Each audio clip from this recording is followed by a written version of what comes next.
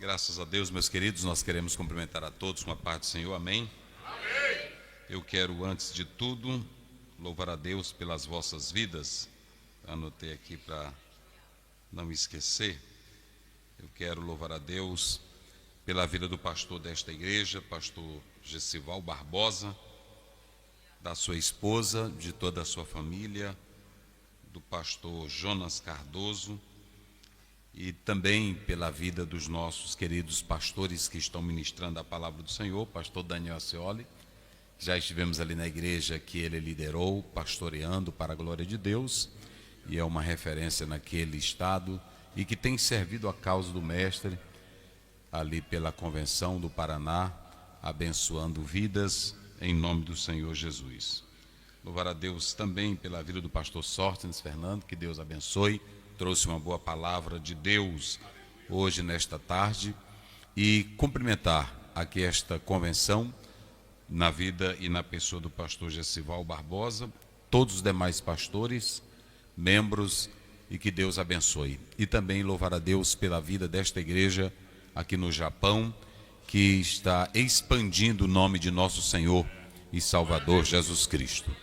Eu fico muito feliz. A Bíblia diz em Atos 8:4, e os que iam sendo dispersos iam por todas as partes anunciando a palavra do Senhor. Então eu sei que nas comunidades onde tem brasileiro, ou aqui em outros países, que cada um de vocês sejam instrumentos para evangelizar, para ganhar almas, porque Deus coloca e abre oportunidades, como foi falado hoje à tarde, para que o nome dele seja exaltado, através da sua vida, através da minha vida, em nome de Jesus. De pé, vamos fazer a leitura de Provérbios, capítulo 9. Provérbios, capítulo 9, você que trouxe a sua Bíblia, vamos ler verso 1. Provérbios, capítulo 9, o verso 1. Também sempre é um prazer estar com a minha esposa, a Derian, que me acompanha sempre na obra do Senhor. E a todos que estão aí também no Brasil, Deus abençoe.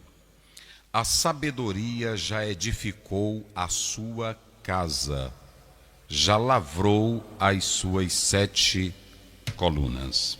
Podeis sentar? Muito bem. Queridos irmãos, quem está feliz, diga glória a Deus. Glória a Deus! Nesta oportunidade, quando ouvi o tema de Provérbios 9, verso 9, eu perguntei a Deus o que eu poderia falar ou contribuir com os obreiros, com os pastores, sobre essa temática tão relevante. Primeiramente, Provérbios é um livro de sentença, Marshall do hebraico, e ele não é um livro que você pode desenvolver uma mensagem bem expositiva no aspecto narrativo. Por quê? Porque é um livro com sentenças, diríamos máximas, a partir do capítulo 10. Né?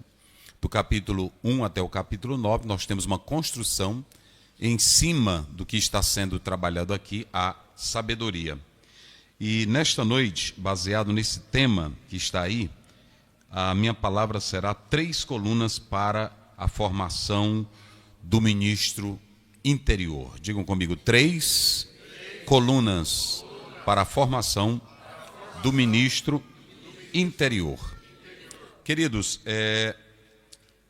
nós queremos falar a todos, nesta oportunidade, que a lógica do ministério da parte de Deus existe. Há uma lógica do ministério da parte de Deus. E a primeira lógica é que no ministério do Senhor, antes dele apresentar o pastor ao ministério, Deus não dá logo o ministério para o pastor. Deus quer dar ele mesmo para o pastor. É a primeira coisa que nós temos que analisar. Há pessoas que estão buscando ministério. É por isso que tem muita gente que tem ministério sem a presença de Deus. Antes de Deus entregar, isso aqui é muito importante, antes de Deus entregar ministérios, Ele quer que o pastor sinta Ele. Ele quer que o pastor veja Ele. Isso aqui é muito importante. Então, primeiramente nós podemos analisar que o ministro, ele não é chamado para o ministério, ele é chamado para Deus. Nós temos hoje problemas no ministério, porque muitos que estão no ministério são chamados para o ministério, mas não são chamados pelo Deus do ministério. Por isso que esta noite eu quero trabalhar sobre a formação interior desse ministro, firmado aqui na própria palavra de Deus. E há duas coisas que eu quero pontuar. Nós temos o ministro exposto, é o ministro público, mas nós temos o ministro que é o ministro primeiramente formado em Deus. Nem sempre a igreja vê o ministro formado em Deus. Às vezes a igreja ela pode ver o ministro do ministério, o ministro dos dons, o ministro da oratória, mas não vê o ministro de Deus. Então é muito importante que toda a igreja atente para isso. Deixa eu dizer uma coisa para vocês. Alguém pode assumir o ministério e ser um grande pregador, mas não ser de Deus. Pode assumir o ministério e ser um bom administrador, mas não ser de Deus. Pode assumir o ministério e ser um grande pregador, mas não ser de Deus. Antes de Deus olhar para o pregador, para o sermão, Deus olha para a sua vida. Esdras capítulo 7, versículo 10, a Bíblia diz: e Esdras aplicou o seu coração para entender, para buscar e para compreender a lei do Senhor. Note que, primeiramente, Esdras não queria ser um pregador, um falador. Ele queria ser um homem que entendesse a lei do Senhor.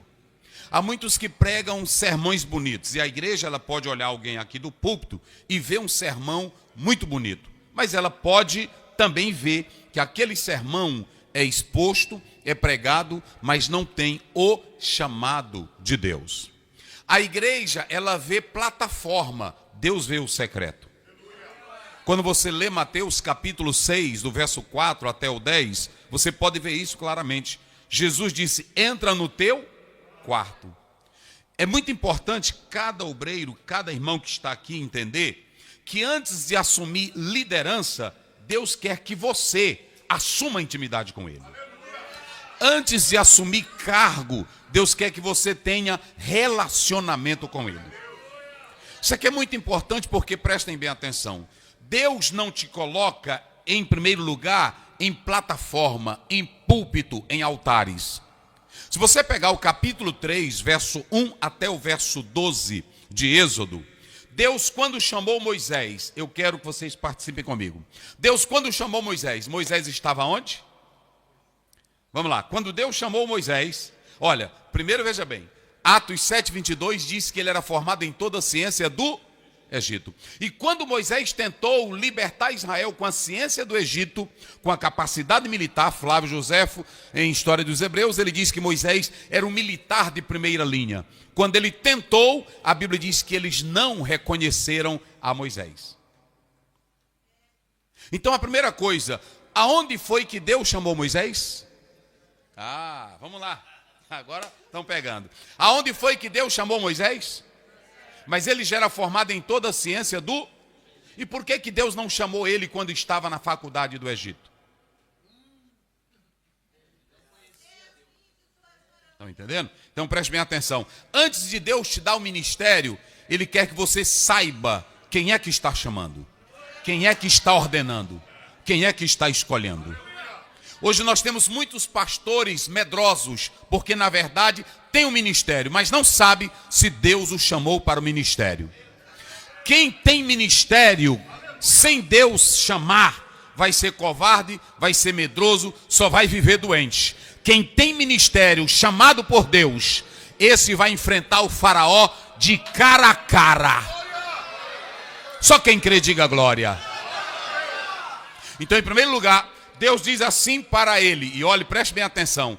Deus, na primeira leva, o Moisés pensou que poderia libertar com a inteligência, com a capacidade. Ele matou o homem, enterrou, e ele disse: eu já estou começando a libertar o povo de Deus. Mas o povo não quis. Porque a planta fora do tempo, ela não funciona. Deu para entender agora? Então, se você analisar o texto bíblico, a Bíblia diz que Moisés, antes dele ser apresentado a Faraó, olha o que Deus diz. Moisés estava pastoreando as ovelhas do seu sogro, 40 anos, e ele estava dando de beber. Em um desse dia, dentre esses 40 anos, a Bíblia diz, e o Senhor apareceu a Moisés. E o que Moisés estava fazendo? Botando as ovelhas para comer capim ou para beber água. Mas aí a Bíblia diz, e o Senhor lhe apareceu. Qual foi a primeira lição que Deus deu para Moisés, para que Moisés soubesse quem era que estava chamando ele? Vamos lá? Tira a sandália dos teus. Eretz Kadosh. O lugar que tu estás pisando é terra, mas não era o lugar. Ele estava dizendo, eu estou aqui. Respeite a minha presença. Respeite quem eu sou. Todo obreiro chamado por Deus, quando ele conhece a Deus primeiro, ele tem respeito à pessoa de Deus. Sabe por que nós temos obreiros bom de briga, de peixeira, de faca, de murro? Porque tem apenas um ministério, mas não tem o Deus do ministério. Quem tem o Deus do ministério sabe tirar a sandália dos pés. Só para vocês terem uma ideia, há teólogos que não medem distância para desfazer da Bíblia, dizer que não está no original, dizer que isso aqui é formado pelo homem. Esses teólogos não sabem tirar a sandália dos, porque conhece a teologia, mas não conhece o Deus da teologia. João 17:3, e a vida eterna é esta, que te conheça a ti só, o único Deus. Irmão, eu vou dizer uma coisa para vocês. Um pastor chamado por Deus, que conhece Deus, o ministério dele é outro. Quem glorifica a Deus? O ministério dele é outro. Se vocês analisarem, Deus não dá ministério para quem não conhece ele. Se você pegar Êxodo 33, verso 11, a Bíblia diz, e o Senhor falava com Moisés face, como quem fala com seu amigo. Aí a Bíblia diz, e ele deixava a tenda, vírgula, e Josué, servo de Moisés, não largava. A gente quando lê o chamado de Josué, aí a Bíblia diz no Josué, bote retorno aí, filho. É porque eu falo alto mesmo, e aí minha garganta esses dias, eu preguei, antes de vir para cá, foi um dia atrás do outro. Aí pesa muito. Então escute bem, a Bíblia diz que quando Deus chamou, aí tá bom, quando Deus chamou Josué, a gente só lê o capítulo 1 de Josué. A Bíblia diz, e Moisés é morto, Moisés, meu servo, é morto, assume o lugar dele. A gente só lê isso aqui. Mas antes de Deus chamar Josué e dizer, Moisés, meu servo é morto, assume o lugar dele. Antes de falar disso, a Bíblia diz que Josué já não largava a tenda. Veja que antes de ministério, Josué tem uma tenda. Tem encontro com Deus, tem comunhão com Deus, tem a chama de Deus. Deus nunca faz alguém aparecer sem que essa pessoa conheça ele de verdade. Então isso aqui é muito importante. Então quando você vê Josué aparecer no cenário, ele já era um homem que amava a tenda. Amar a tenda era querer o local aonde Deus estava. Era onde Deus falava com Moisés. Ele queria.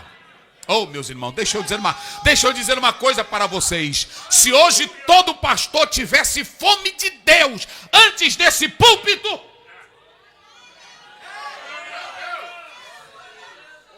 eita glória. A Bíblia diz que lá em Atos eles disseram, os homens que têm revolucionado o mundo, ou seja, colocado o mundo de cabeça para baixo, chegaram até nós. Sabem quem é que pode colocar esse país aqui de cabeça para baixo? Vocês, cheios do Espírito Santo, cheios da chama de Deus. David Brainer fez isso, Charles Finney fez isso, Evan Roberts fez isso, Daniel Berg e Gunavinho fizeram isso. E por que nós não podemos fazer? Tem muralhas, é difícil, tem dificuldade. Mas quando Paulo escreve 4, verso 22 de Filipenses, ele diz: eu quero saudar os irmãos que estão em Filipos e eu quero cumprimentar os que estão na casa de César. Na casa de César, que era contrário ao evangelho, tinha crente adorando e glorificando a Deus. Oh, glória a Deus. Quem glorifica ao Senhor? A primeira função de um ministro não é exterior. Diga comigo, não é exterior. Deus não te chama aqui para você estar mostrando sapato bonito, terninho bonito, né? Só pode assumir isso aqui quem é bagunçado por Deus pelo lado de dentro.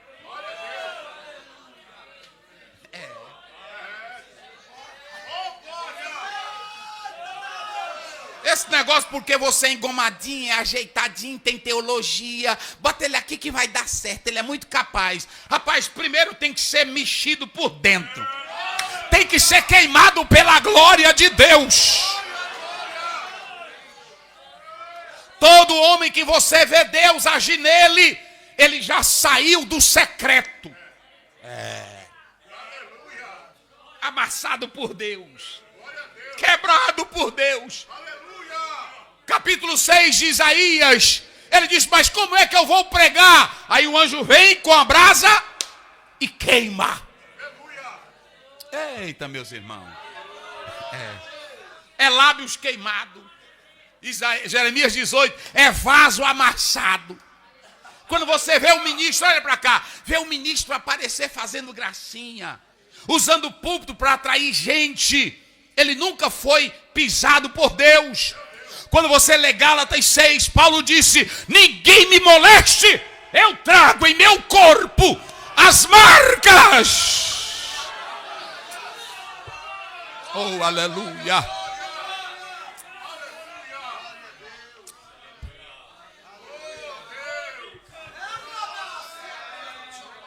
Aleluia.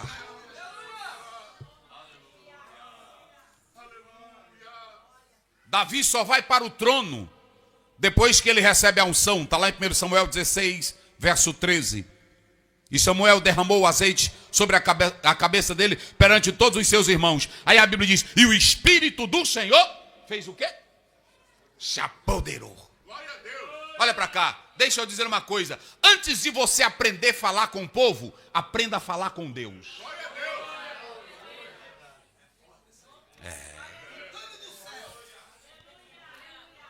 Sabe por que tem muita gente que tem autoridade daqui, autoridade para gritar, para falar? Porque não aprendeu a ter a autoridade de Deus. Todo homem que vem para cá, que ele sabe que a autoridade é ele é submisso.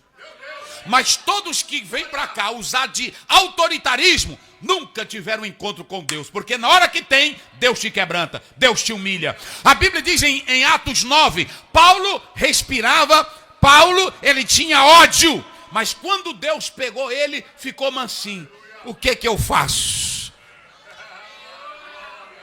Só pode assumir isso aqui quem sabe quem é a autoridade maior, o nosso Deus eterno. Antes de aprender a conduzir vidas, aprenda a conduzir a tua própria vida. 1 Timóteo 4,16, tem cuidado de ti mesmo. É um bocado de gente, irmão, querendo tomar conta de igreja. Eu vou dizer uma coisa, tem 3 coisas que eu acho difícil. Uma, pregar. Irmão, tem gente que leva isso numa brincadeira, numa coisa tão simples. Parece que pregar, ele pega um sermão, ali está minha esposa. Pregar não é pegar a palavra dos originais e aí vir para cá com palavras difíceis. Não, pregar não é escrever um pontinho, não. Pregar tem que estar com a alma impregnada, impactada pelo Deus que você anuncia. Oh, glória a Deus.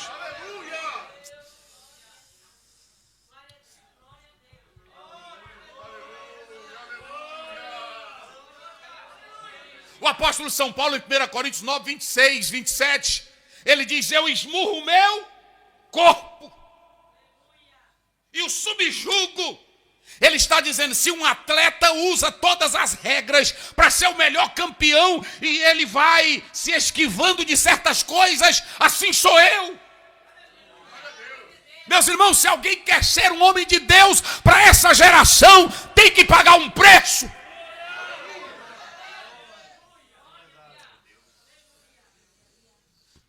Aleluia.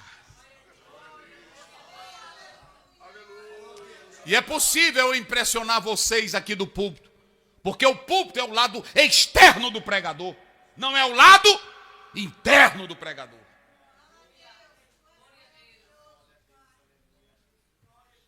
É fácil eu ser estrela no púlpito, mas vocês podem ouvir um pastor ou um pregador nesse púlpito que o sermão é belo, que a mensagem é linda, mas a alma não presta.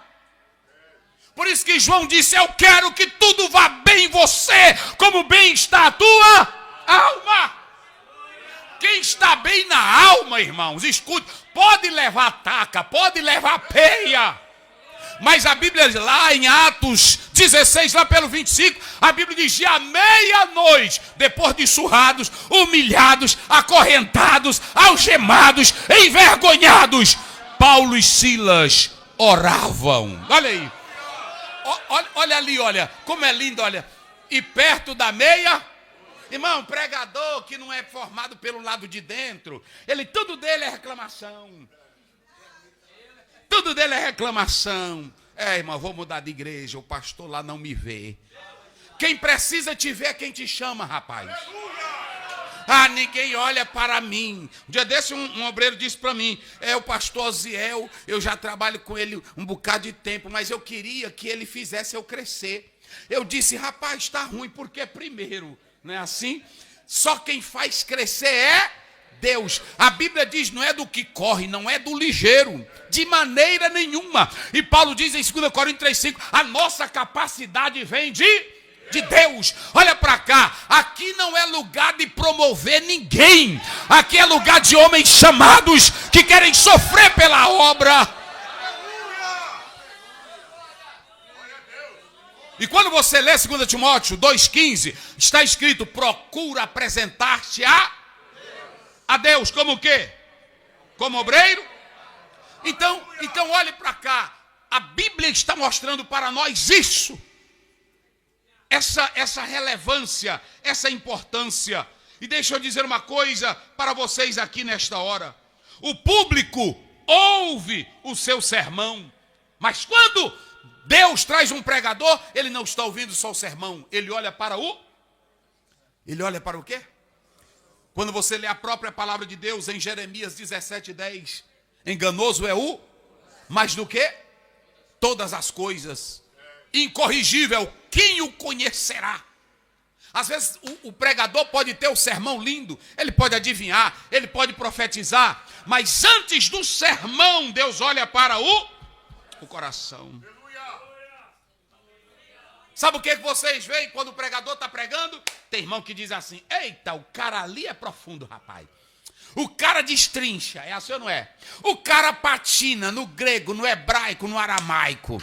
A homilética o vocabulário é polissêmico. Deus não se importa com isso. Quem se importa é a gente.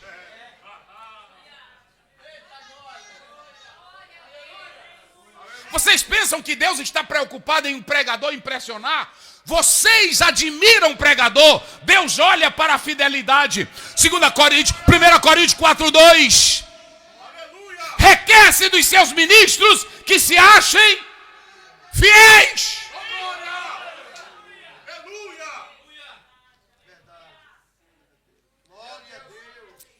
Há um livro de Henry J.M., ele diz o seguinte: os nossos púlpitos no futuro vão empobrecer, porque nós estamos querendo pastores e líderes com maior grau de conhecimento, maior grau de erudição. E esse pastor, eu estava lendo esse livro dele, e ele diz o seguinte, ele disse que quando completou 50 anos, ele disse para Deus, Senhor, eu tenho sido aqui nos Estados Unidos um grande palestrante e polêmico. Ele era de polêmica, ele era de todo debate.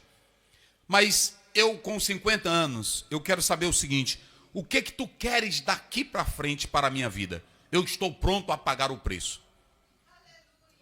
Ele disse, quando foi um dia, ele estava deitado, a voz disse assim: vá trabalhar com doentes mentais. Você disse para mim que o que você pedisse a mim e eu falasse, você estaria pronto para atender. Vá trabalhar. Ele disse que relutou. Não, Senhor, mas o que é isso? E ele disse que foi. No livro que ele escreve, escute bem, ele diz que ali ele aprendeu que enquanto ele estava na universidade, nos debates, ele tinha amigos, admiradores, compradores dos livros dele.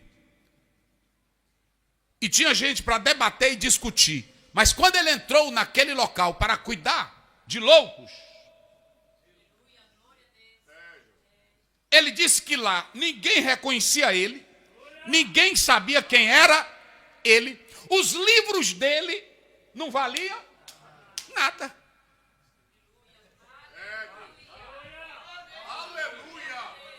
Aí ele disse, meu Deus, o que eu vim fazer aqui? Aí Deus disse para ele, os líderes da geração estão desse jeito. Vocês já observaram que tem pessoas que dizem assim, rapaz, o pastor fulano tem muito conhecimento, ele é muito humilde. E é para ser mesmo. Sim ou não? Porque preste bem atenção. Colossenses 2:3, quando você lê, a Bíblia diz que Cristo é o tesouro de todo conhecimento, de toda sabedoria. Aí quando você vai para João 1,14, e o verbo se fez e habitou. Aí tu que é grandão. Irmão, você pensa que Jesus está preocupado com quem é formado em Harvard, em Cambridge? Se ele, como tesouro da sabedoria, esse autor desse livro, ele disse, ficou pensando, meu Deus, o que é que eu estou fazendo aqui? Eu doutor. Aí Deus disse para ele, e o meu filho?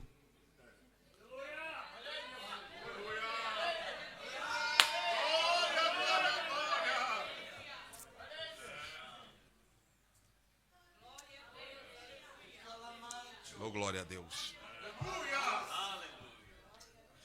Boaventura, em um livro que ele escreve, ele diz o seguinte, ele diz que o problema é que às vezes, quando você sai, você esquece quem é a fonte. Mas tem uma coisa, ele diz que quem sabe agradecer bem são os rios, porque Eclesiastes 1:7, a Bíblia diz que todos os rios correm para onde? Vamos lá, todos os rios correm para onde? Então de onde vêm todos os rios? De onde vêm todos os rios? Hã? Todos os rios correm. Então quem é a fonte? É o mar. Mas tem uma coisa no mar. O mar nunca se enche.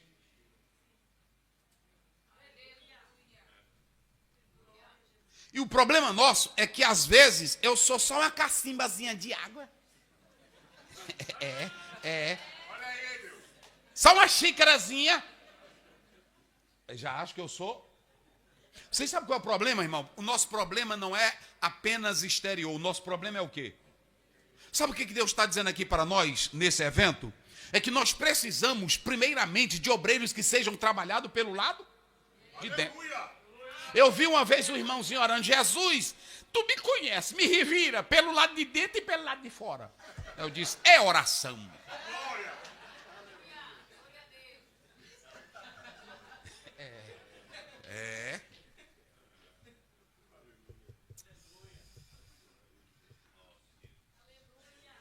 Nós contemplamos só os dons, é assim ou não é? Vê um pastor aqui, eita, você está vendo quanto aquele homem é usado? Agora quando você olha para Mateus 7, do 16 em diante, pelos frutos conhecereis. Jesus diz assim, muitos estão em meu nome.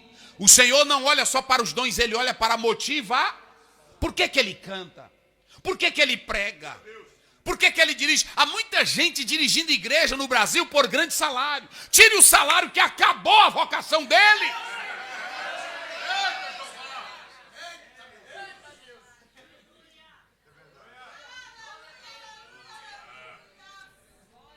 Tem muita gente que só canta porque se o cachê for alto, aí diz, eu te amo, Jesus, não é assim? Eu amo a tua obra. Ama é o dinheiro, rapaz.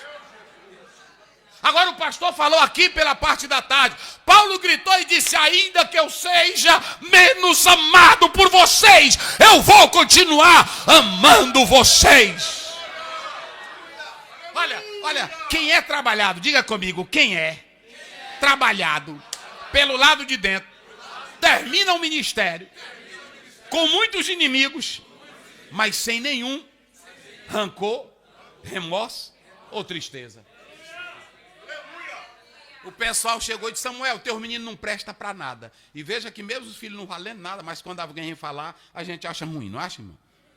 Nem adianta não, teu filho pode não valer nada. Mas na hora que a pessoa, mas teu filho é vagabundo. Aí tu sente, não sente?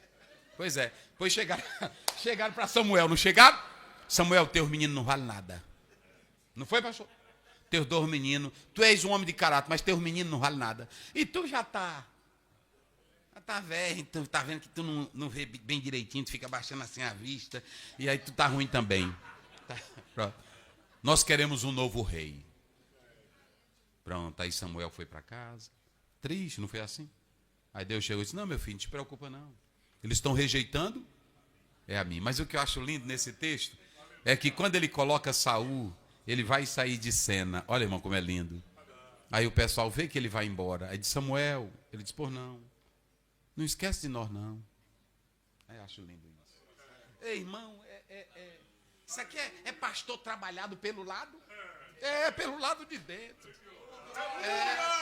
Pastor sarado. Tem pastor que está aposentado, a igreja me fez sofrer. É assim? A igreja me acabou. A minha família. Um dia eu disse para minhas filhas, eu digo para elas, todas duas, nenhuma das minhas meninas reclama de igreja. Nenhuma. Pronto. Eu disse, olha, escolham a formação de vocês que quiserem. Vocês se formem, vão viver a vida de vocês. Agora, papai é feliz sendo pastor. Deus me abençoou. Aí pronto. Imagine vocês, 3 da tarde, no cabo de uma katana no meio de uma roça. É assim ou não é? Pega um sol quente, já é preto, sai mais preto ainda. Jesus é bom, aleluia. Nenhuma delas reclamam de ministério. Meu pai foi pastor, eu vi crente falar mal de meu pai, eu vi meu pai sofrer em convenção, eu vi minha mãe sofrer. Aí pronto, eu disse, mas aqui é assim. Um dia eu disse para um pastor, pastor, Zé, aqui tem muita picuinha. Eu disse, na prefeitura tem também. Vá trabalhar no órgão do governo, para você ver. É uma fuxicada tremenda.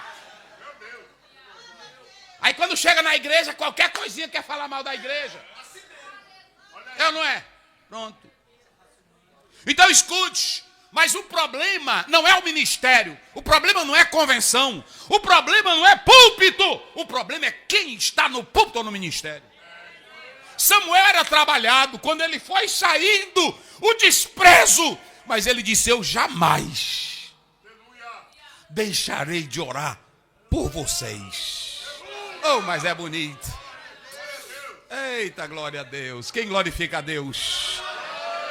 Pergunta aí para o teu irmão, como é que você está pelo lado de dentro? Pergunta aí, vira para ele aí. Como é que tu está pelo lado de dentro?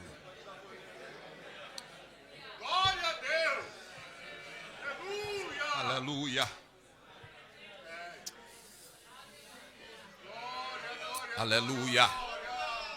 Aleluia! E olhe bem para cá. Quando você lê 1 Samuel 16, 7, a Bíblia diz que até o Samuel se impressionou pelo lado de... Não. Pelo lado de fora. Quando ele viu Eliabe, ele viu os outros. Ele disse, ei, bichão, não foi assim? Eu vou já botar no ministério. Aí Deus, te aquieta. Não foi assim? Eu não vejo como homem, porque o homem vê a altura. O homem vê o estéril, mas eu olho para o coração. Eita, meus irmãos. Aleluia. Eu vou dizer uma coisa para os senhores aqui e as senhoras. Se nós tivéssemos obreiros mexidos por Deus, pelo lado de dentro, menos arrogância, menos exibição, menos show no púlpito, menos homens buscando dinheiro, posição e honra. Se nós tivéssemos homens marcados pelo lado de dentro, irmãos. Há um teólogo que diz que quando Deus pegou Paulo, no capítulo 9 de Atos, ele pegou Paulo e virou de cabeça para baixo. Você não vê Paulo discutindo teologia judaica em nenhuma das cartas. Das 13 que ele escreve, você não vê Paulo batendo, porque os judeus falam em 7 céus, e Paulo só falou até o 3º céu, e tudo que Jesus falou. Ele não quis mais mostrar nada dele, porque Deus virou ele de cabeça para... E quando ele estava diante das autoridades como Agripa, ele disse: eu não pude ser desobediente à visão. Que o céu dirija você, que o céu dirija teu ministério, tua vida. Quem anda dirigido pelo céu não pensa nas coisas daqui. Colossenses 3, primeiro: se já ressuscitastes com Cristo, buscai as coisas que são de onde? De cima. Mas é se já ressuscitaste. Para ressuscitar tem que morrer.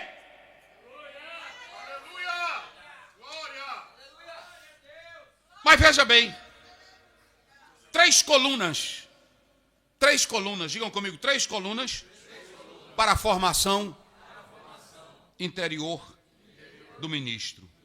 Escute bem, esse capítulo que o pastor escreveu, antes de eu entrar aqui nele, deixa eu dizer uma coisa, ele é muito interessante, porque o capítulo 9 é o fechamento, é o desfecho do capítulo 1 até o capítulo 9. A partir do 10 começa as sentenças. Só que no capítulo 9, o escritor, ele chama a sabedoria, ele está fazendo como se fosse uma prosopopeia, ele está pegando a sabedoria e usando ela no capítulo 8, como uma voz profética. Ele está usando ela no capítulo 9, a sabedoria, como aquela que prega a verdade. Então, ele usa a sabedoria de modo personificada para chamar a atenção. Ela é profética, ela é sábia. Então, a primeira coisa que nós podemos observar aqui nesse texto é que quando o autor começa a descrever o capítulo 9 de Provérbios, é muito interessante que vocês atentem para isso. Ele começa dizendo: a sabedoria já edificou a sua casa. Escute bem, se um obreiro quer iniciar bem e terminar bem, ele precisa entrar na casa construída pela sabedoria. Quem não quiser ver a casa cair, diga aí para o irmão que está ao teu lado. Se tu não quer ver, diga: é crente, é pastor. Se tu não quer ver tua casa cair, deixa a sabedoria te dominar.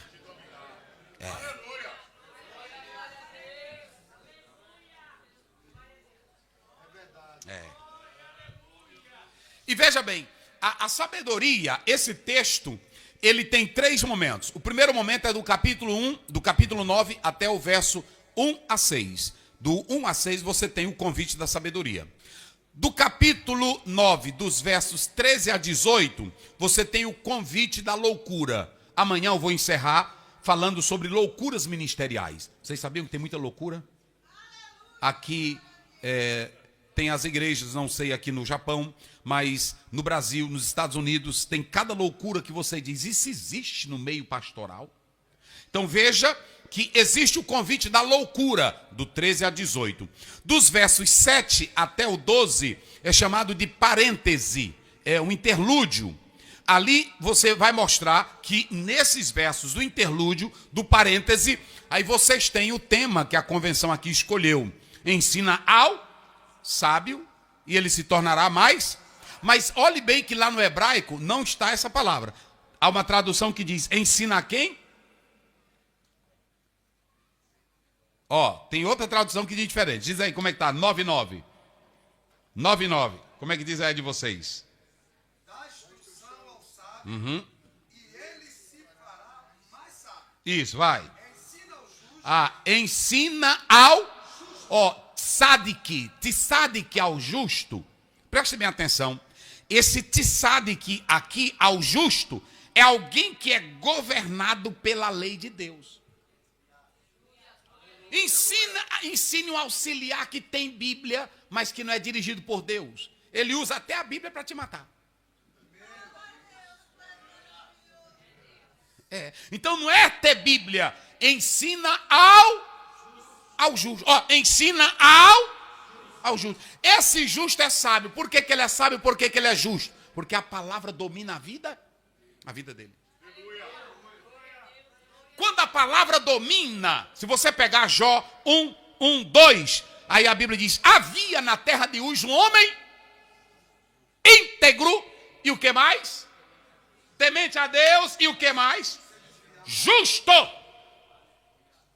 Quem é justo, irmão, a vida dele é tranquila. Pode observar que a mulher de Jó, chegou para ele e disse: tu ainda mantém tua integridade, meu velho.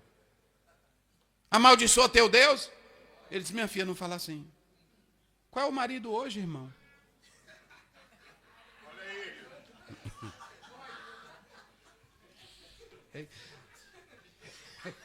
O pastor já pegou aqui. Eu conheço um homem aí que é uma santidade aqui no povo. Às vezes a mulher vai dizer uma coisa assim: olha, cala tua boca. Cala tua boca. Não fala assim. Eu sou pastor. A mulher de Jó, não foi? Amaldiçoa teu Deus, rapaz. Tu já está ainda nessa integridade. Ele disse: minha filha, te acalma. Se eu recebi o bem, como é que eu não vou receber o mal? Não. E a Bíblia ainda diz assim, quando a gente lê, lá no 41, a Bíblia diz que Deus trocou tudo, os meninos. Não foi? Morrer, Deus deu outro. Mudou a sorte, mas não diz mudou a mulher.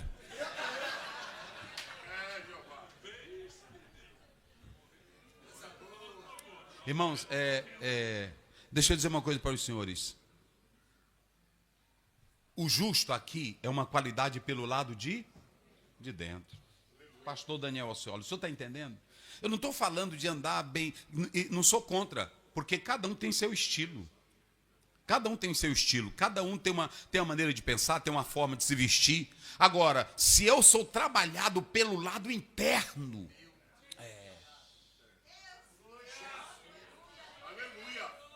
Um dia um pastor chegou e disse: pastor Zé, me ajude aí que eu falo tua linguagem. Aí fazia dia que eu vim ouvindo isso. Esse negócio de minha linguagem, irmão.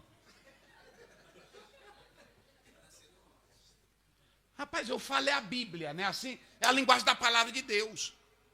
Porque quem é justo é direito. Mas esse justo aqui é dominado pela palavra. E olhe para cá, justo nunca quer ir para o pior. Justo só quer ir para o Provérbio 4,18. A vereda do justo é como o quê? A luz.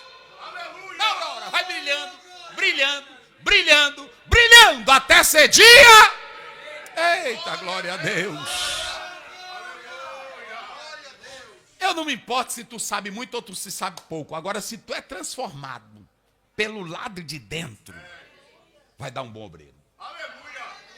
Vai dar um bom pastor, vai dar uma boa crente.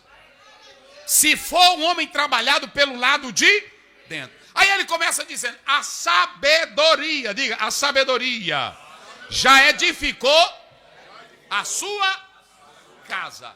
Não há fracasso, preste bem atenção, não há fracasso em quem começa com a sabedoria. Porque se você pegar Mateus 7, 24 a 28, você vai ver que Jesus diz assim: aquele que ouve as minhas palavras e as coloca onde? Em prática. Eu comparo ele como o quê? Um homem? Vamos lá. Um homem? Sábio, um homem prudente, que edifica a sua casa onde? Então olha para cá. Quem tem sabedoria, olha para cá. Quando Jesus disse assim, Jesus disse assim: quem ouve as minhas palavras e as põe em... Eu pergunto, quem é que vai construir uma casa pegando a madeira podre para botar no telhado? Vamos lá, quem é? Hein? Quem é que vai botar um tijolo velho, mal assado na parede? Quem é que vai?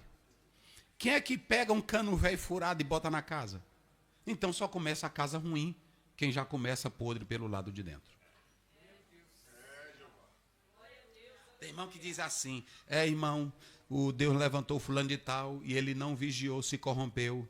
Freud dizia o seguinte: ele não se corrompeu, ele mostrou o que estava dentro dele.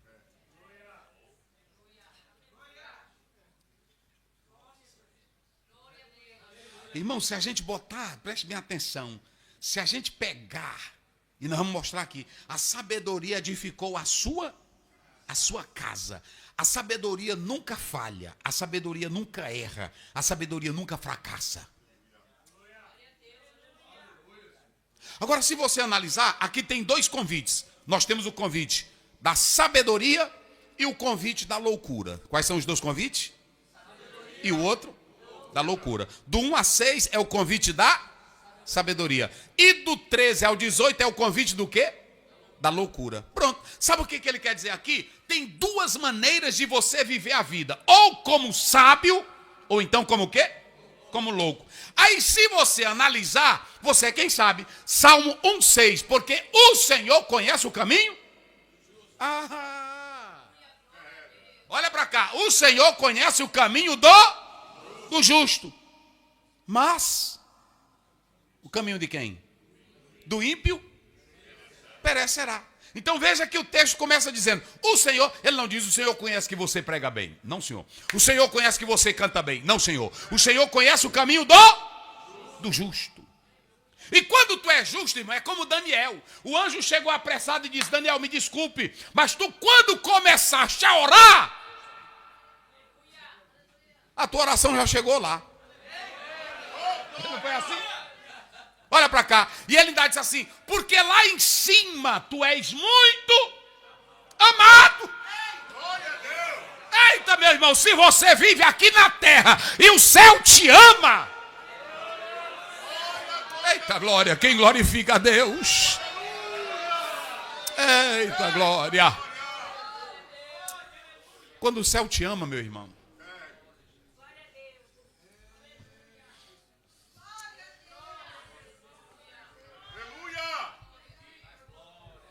Interessante que essa expressão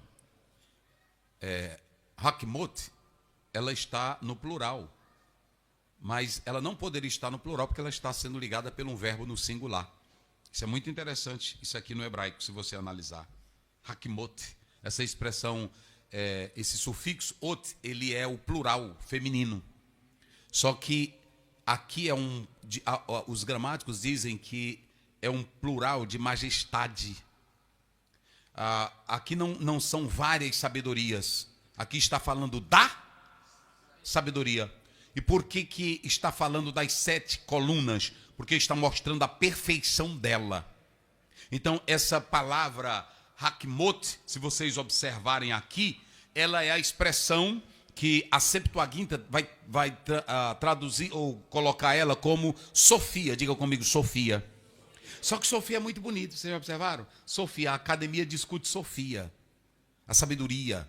Agora, qual é a diferença, pastor Aziel, entre a Sofia e a sabedoria ou hakmot aqui no hebraico? A diferença é, a sabedoria que ele está falando aqui é a que Deus te dá. E a Sofia é você tentando resolver com a tua razão. Vocês entenderam essas coisas?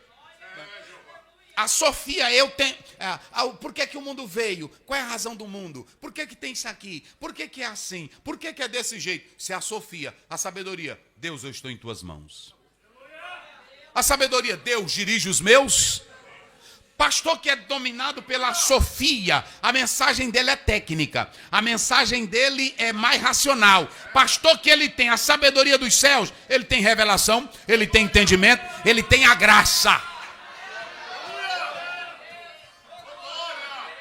Só que há uma coisa, enquanto Salomão está falando da Sofia e também da sabedoria, essa sabedoria, ela vai chegar no Novo Testamento. Quem é a sabedoria perfeita, absoluta, eterna? Quem é? É Jesus. Olha para cá, deixa eu dizer uma coisa. Se você pegar Lucas 2,40, e o menino crescia e se fortalecia em sabedoria. Aí no 2,52, e crescia Jesus em estatura, em sabedoria e em graça para com Deus e para com os...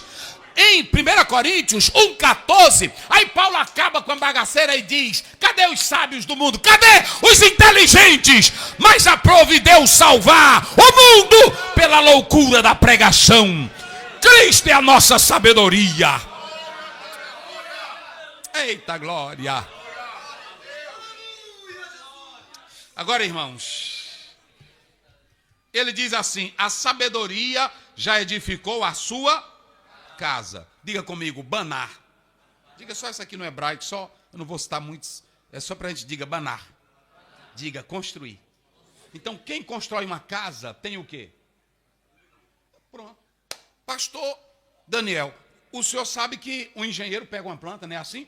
Ele faz ela toda bonita, que aí você olha, às vezes eu estou lá no projeto, lá da construção, e eu não sou engenheiro, mas eu também não dou uma de bobo, né?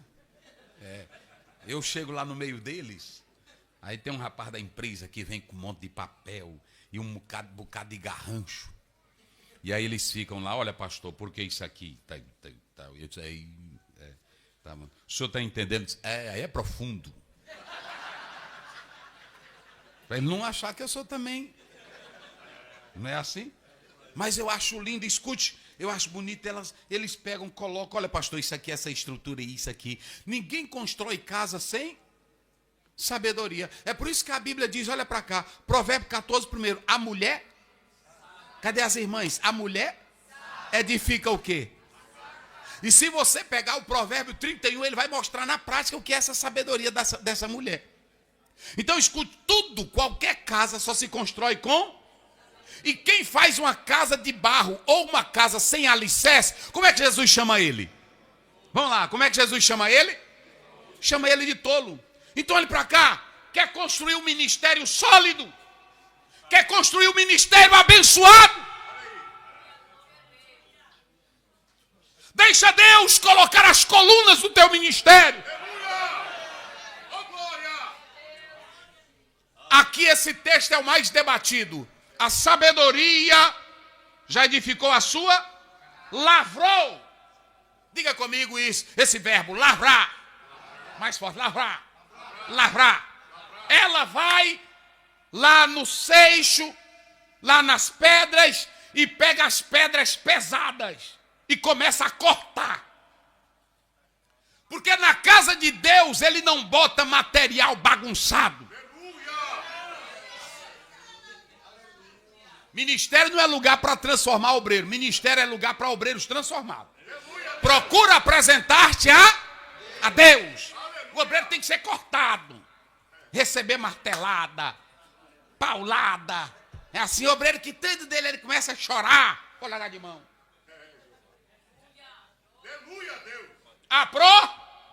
Lê o capítulo 11 de 2 Coríntios. Paulo disse, vocês se acham apóstolos, eu muito mais. Em prisões, em açoites, em noites sem dormir, perseguido, humilhado. Eu apanhei, me jogaram pedras, me rebolaram por cima de um muro.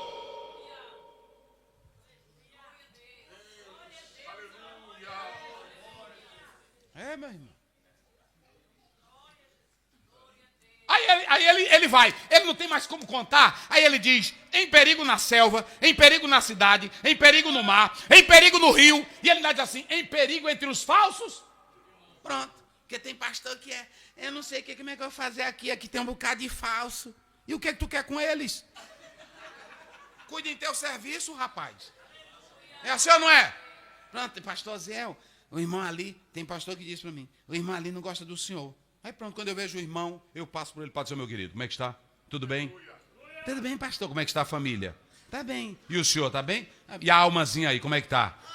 Eu estou seguindo Jesus. Eu disse, amém, pronto. Eu lá vou perder meu tempo. Quem tem que ser trabalhado sou eu. Quem tem que ser trabalhado é você. Irmão, olha, quem é trabalhado por Deus é coisa linda. Quando você vê a pessoa só se reclamando, eu vou sair aqui da igreja porque aqui ninguém me entende. E quem é que diz que é para gente entender você? Aqui você vem é para servir a Deus, rapaz. Adorar e glorificar ao Senhor na beleza da santidade.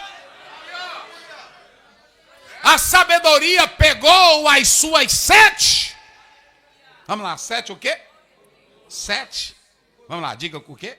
7. Diga, Sheva. Irmão, interessante é que a coluna, ele vai lá no mato, aonde só tem coisa, e arranca as pedrazonas. E trabalha porque ele não bota a pedra primeiro, não. Ele faz o que com uma pedra? Lavra ela. E lavrar é o quê? Trabalhar. E aí trabalhar, meta o picarete nela, não é assim? Quem já quebrou pedra aí com picarete?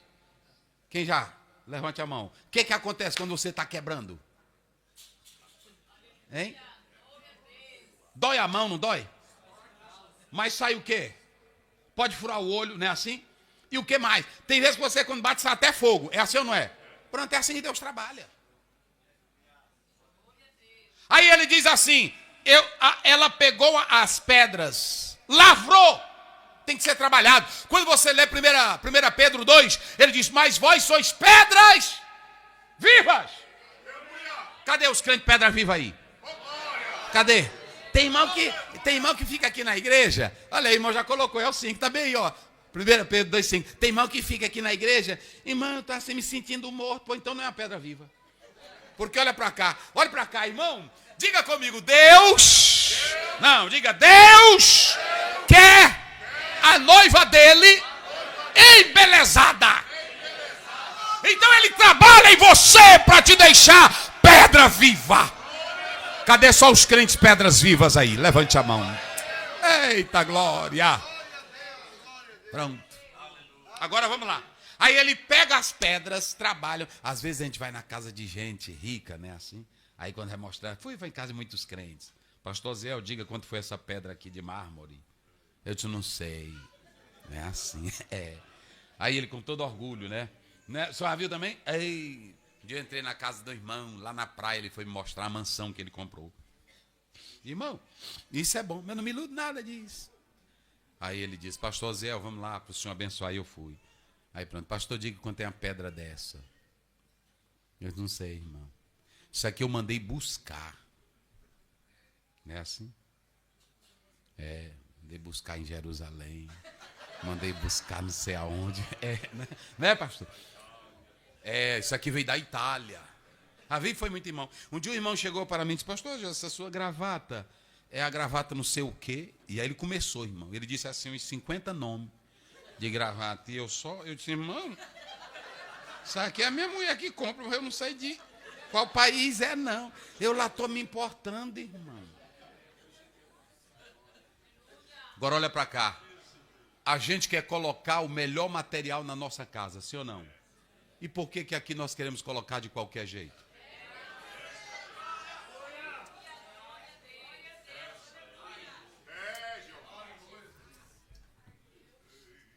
Aleluia. Aleluia. Aleluia. Aleluia. Aleluia.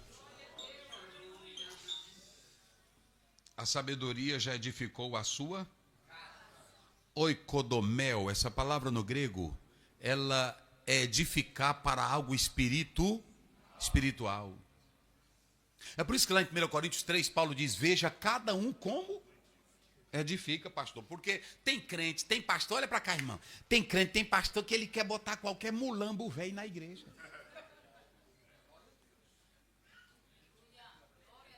E Paulo diz, cuidado, que vocês vão prestar conta com ele. Não foi assim que ele disse?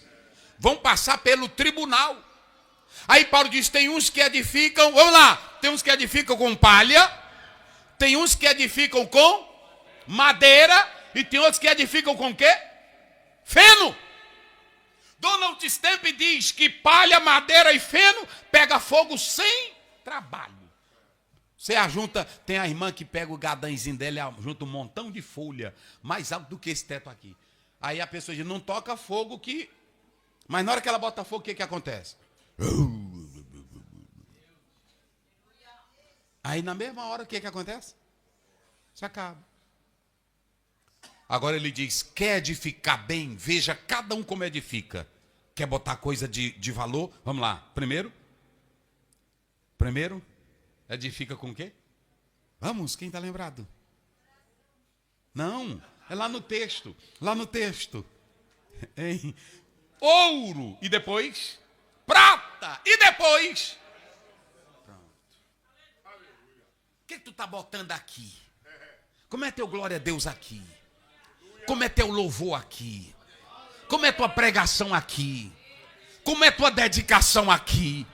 Porque quem vai te reconhecer não é homem, é o céu que está te olhando. Oh, aleluia. A sabedoria já lavrou as suas 7 colunas. E quando você pega isso aqui, eu disse que isso é muito emblemático, porque você tem 3 interpretações. Primeiro, você tem a interpretação judaica. Os judeus pegam esse capítulo aqui e diz que, em primeiro lugar, eles dizem que as 7 colunas, elas se referem ao lado moral, ao lado da criação, porque no capítulo 2, verso 1 a 3 de Gênesis, Deus descansou da obra que ele fizera, e também está falando aqui da perfeição divina. É a interpretação dos judeus. A interpretação patrística, como Orígenes e outros pais da igreja, diziam que essas 7 colunas, elas tratam dos dons que o Senhor dá para a igreja. Se você pegar Apocalipse capítulo 1, versículo 4, as igrejas que estão na Ásia, graça e paz. E aí fala que estão perante os 7 Espíritos de Deus. Então, a patrística interpreta essas 7 colunas dessa forma. O aspecto literário quer dizer só o seguinte: é construir uma vida em cima da perfeita sabedoria para não cair. E eu vou fechar aqui esta noite falando o texto, eu vou falar de modo homilético pastoral, porque o texto, ele não expressa quais são essas colunas, só diz que são 7. Mas coloca aí na tela, filho, Isaías capítulo 11, versículo 2. Aqui estão as 7 colunas. Olha aqui, as 7 colunas para um ministério pastoral bem sucedido. Coloca aí Isaías capítulo 11, verso 2. Olha aí. E repousará sobre ele o Espírito do Senhor, e o Espírito de sabedoria, e o Espírito de entendimento, e o Espírito de conselho, e o Espírito de fortaleza, e o Espírito de conhecimento, e o Espírito de temor.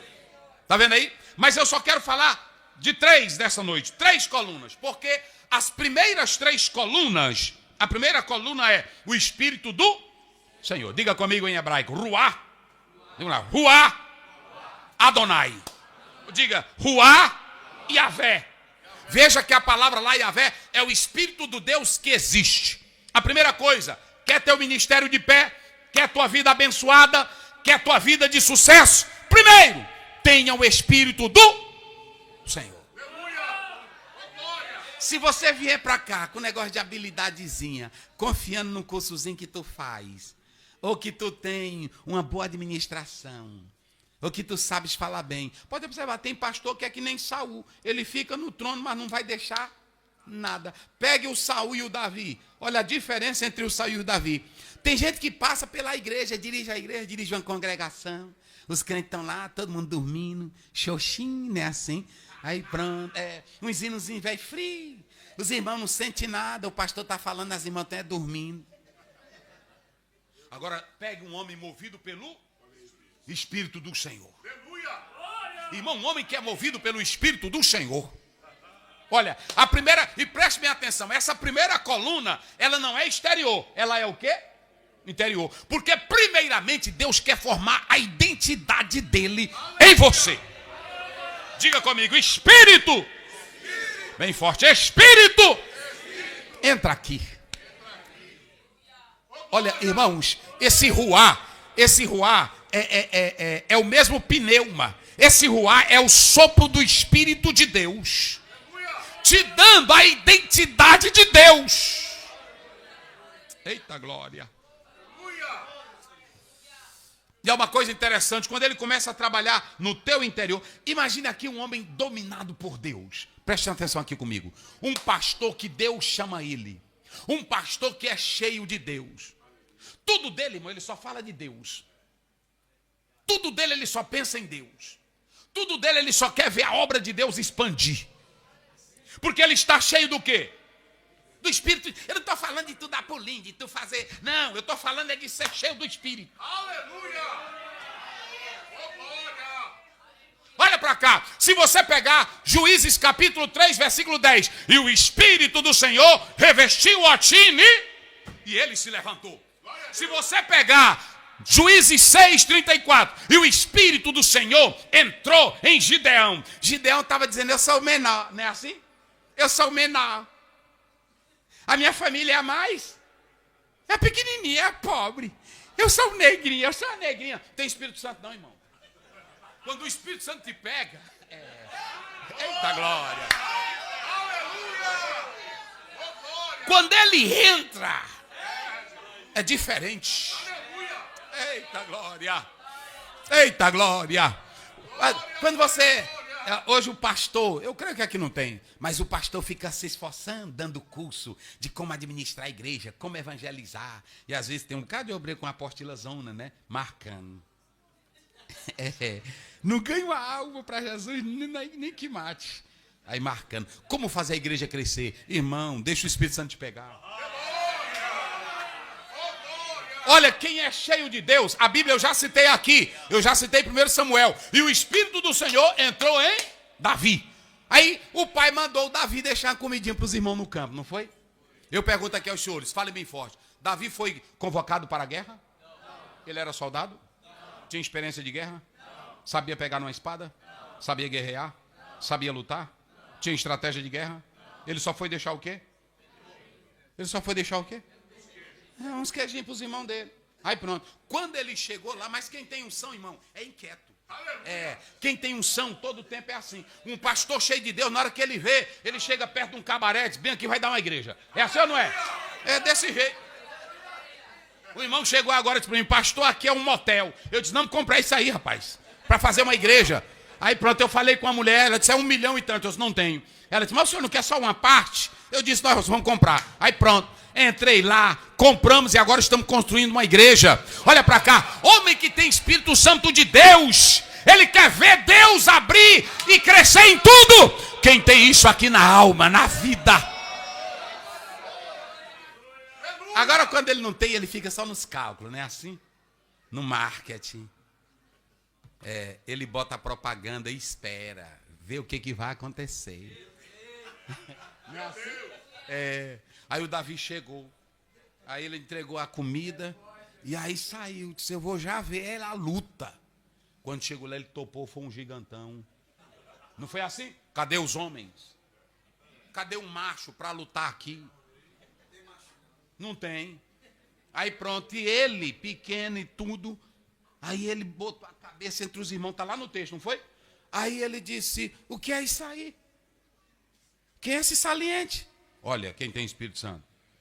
Que está afrontando o exército.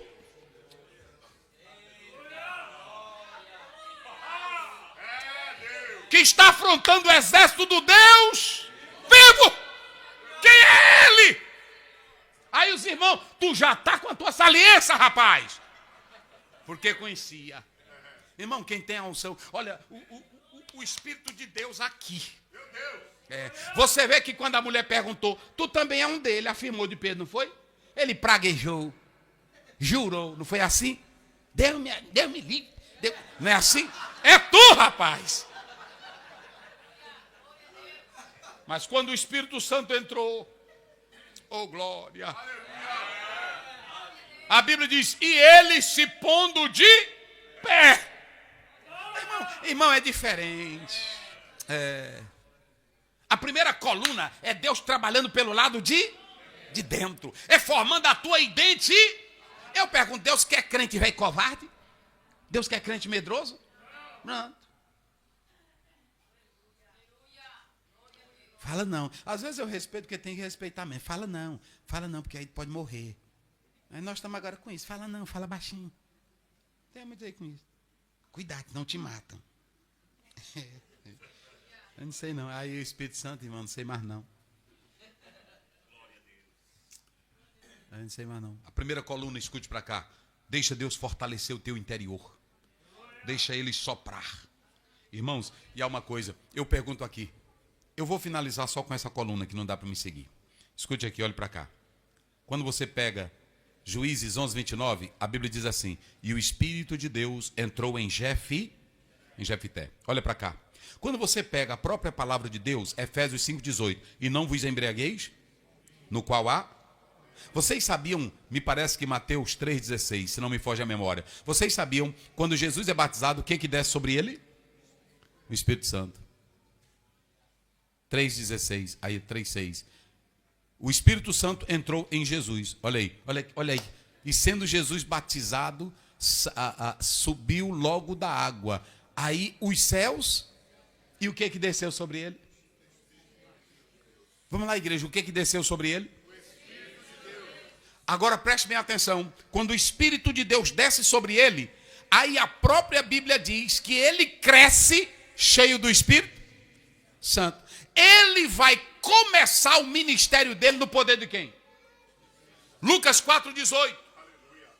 O Espírito do Senhor está sobre mim, porque me ungiu para evangelizar os pobres, enviou-me a curar os quebrantados de coração, a libertar os cativos, a dar vista aos cegos. Irmão, eu vou dizer uma coisa.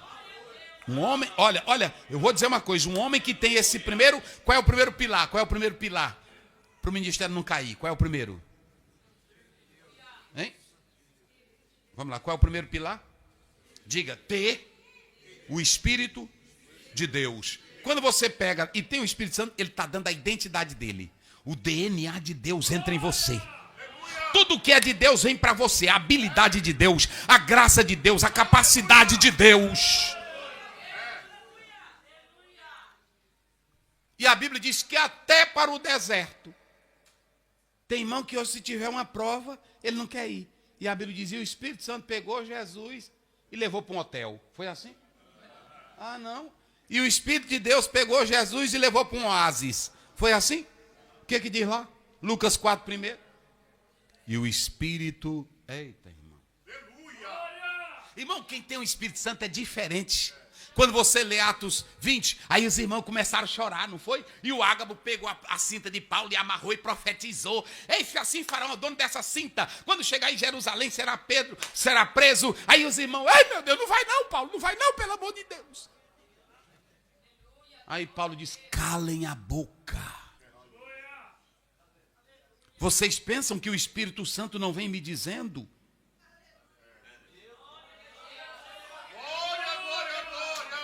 Ele já me diz que eu vou enfrentar cadeias e prisões.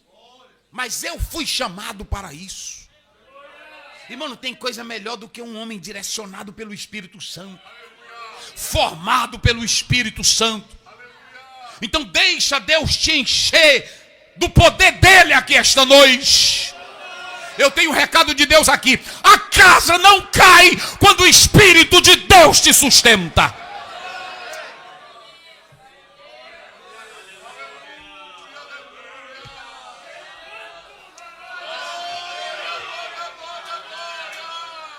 Olha para cá.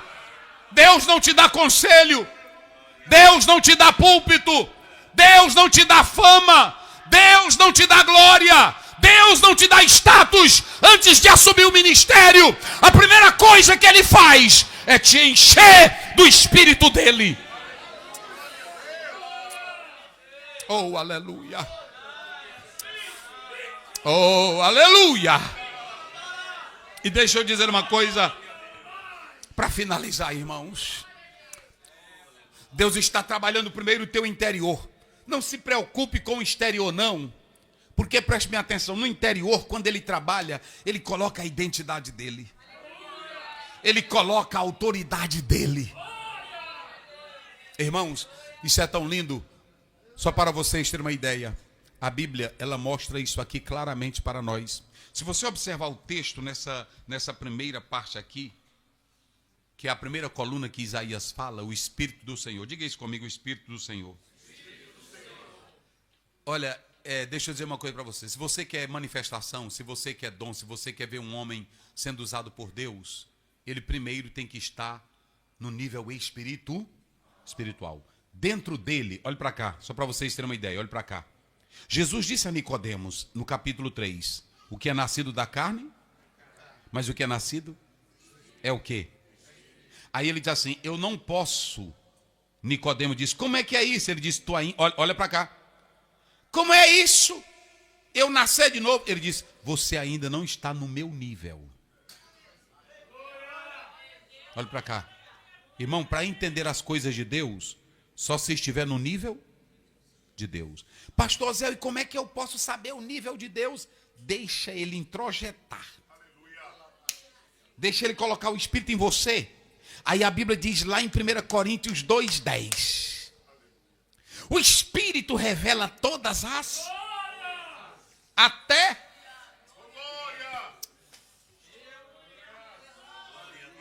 Irmão, olha para cá, quem está no Espírito, eu li um autor que diz que o problema é que nós não andamos no Espírito. Tem irmão que hoje quando vê qualquer coisa, até o pastor profetizar, diz, meu Deus, olha o pastor sendo usado. Não era para se assustar não. Ele tem que andar no Espírito o quê? 20. Pronto. O Paulo, lá em Atos 16, o Paulo ia passando o Espírito Santo, Tchaqueta. Não, mas eu quero ir. Tchaqueta. Aí à noite ele teve um sonho, não foi?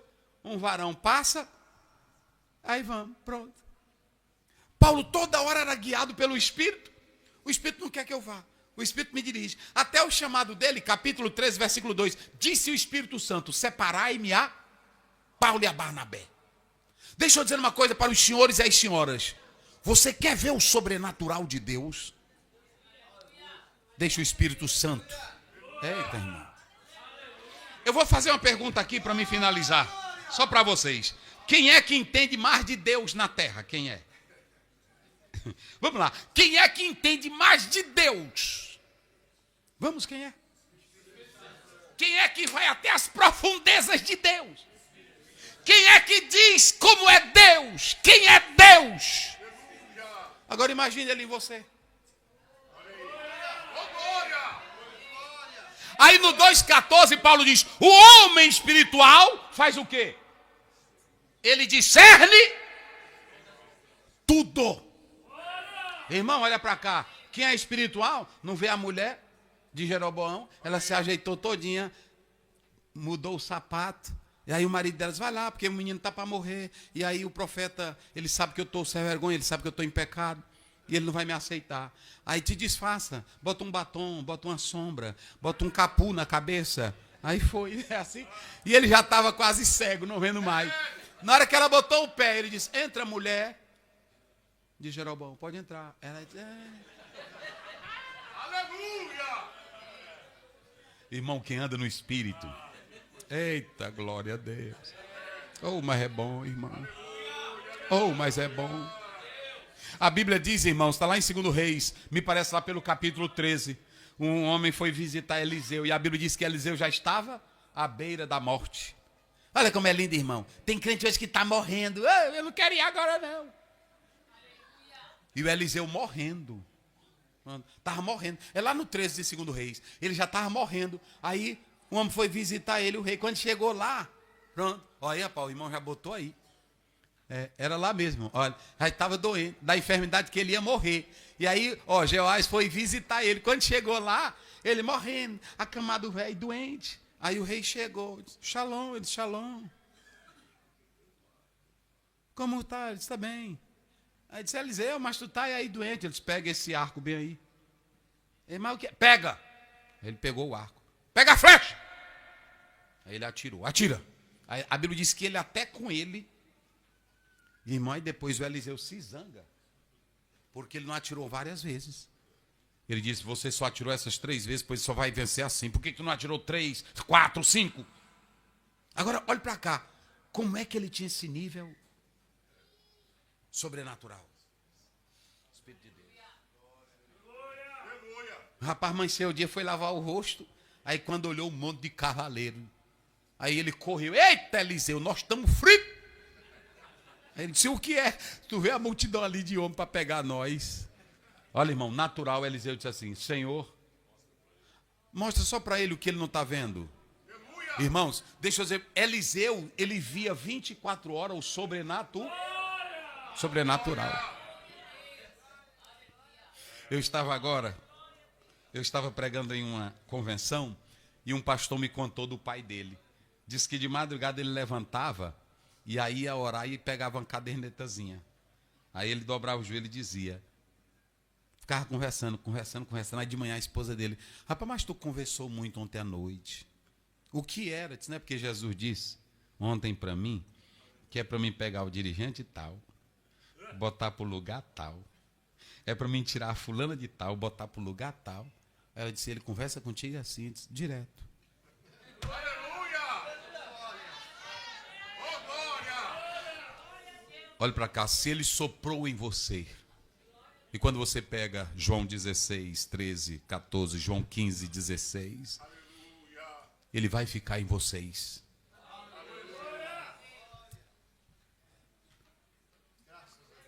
Ele vai ficar em vocês. 16, 24, 16, 13. Ele vos guiará em toda verdade. Olha aí. Ele não falará de si mesmo, mas dirá tudo o que tiver ouvido e vos anunciará. Queridos irmãos, por que nós nos assombramos quando Deus usa alguém? Porque nós não estamos vivendo na mesma dimensão. Eu quero dizer aos pastores aqui presentes, deixe o Espírito Santo te encher. Deixe o Espírito Santo te guiar. Quem tem o Espírito Santo de Deus, irmão, toda hora ele está vendo algo.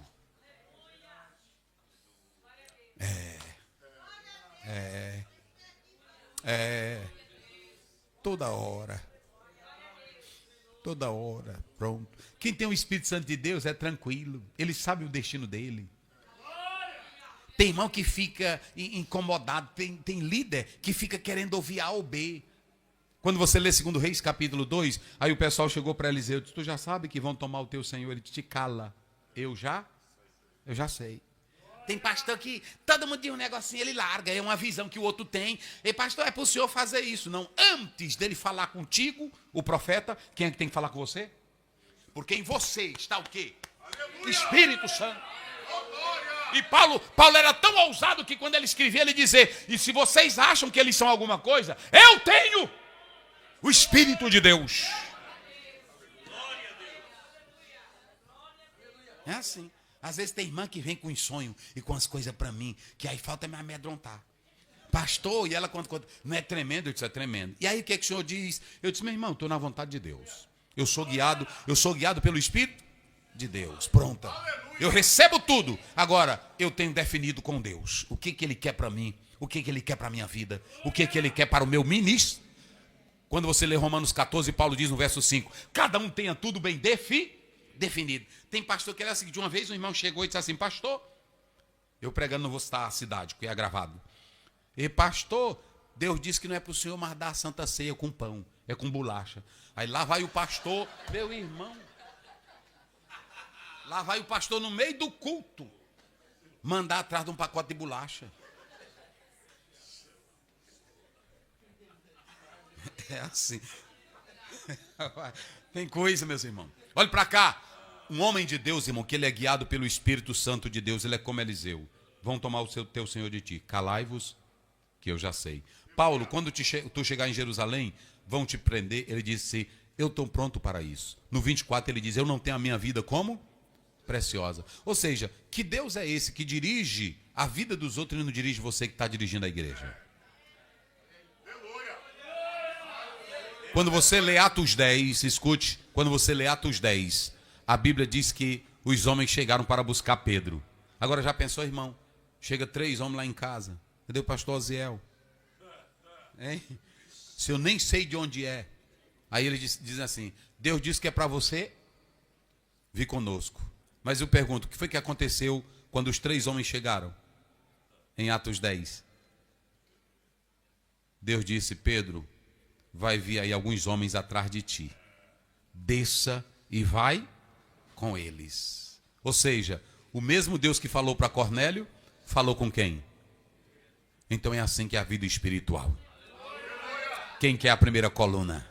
Fique de pé.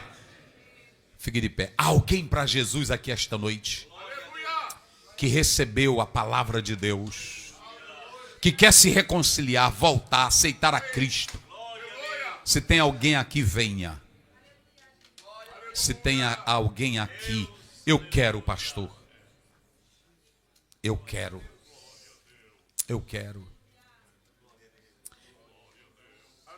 Eu quero ser guiado, eu quero ser dirigido. Sabe o que eu digo para Deus todos os dias? Senhor, eu quero viver na direção do teu Espírito. Eu não quero saber se a casa vai ficar de pé, eu não quero saber quem vai cair, eu não quero saber quem vai. Eu quero que o Senhor me sustente. Porque olhe para cá, dirigido pelo Espírito Santo, eu sei que eu estou em boas mãos. Quem crê nisso? Oh, aleluia. Coloque a mão no seu peito. Coloque a mão no seu peito. O Espírito Santo está em você? Você tem o Espírito Santo? Aleluia. Ele está aí dentro da tua vida? Você tem certeza que o Espírito Santo está aí? Se o Espírito Santo está aí, você não tem complexo de inferioridade.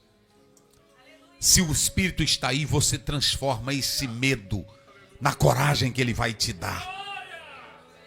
Se o Espírito de Deus está aí, você não quer saber o tamanho do gigante. Se o Espírito de Deus está em você, você vai gritar como Paulo: eu posso todas as coisas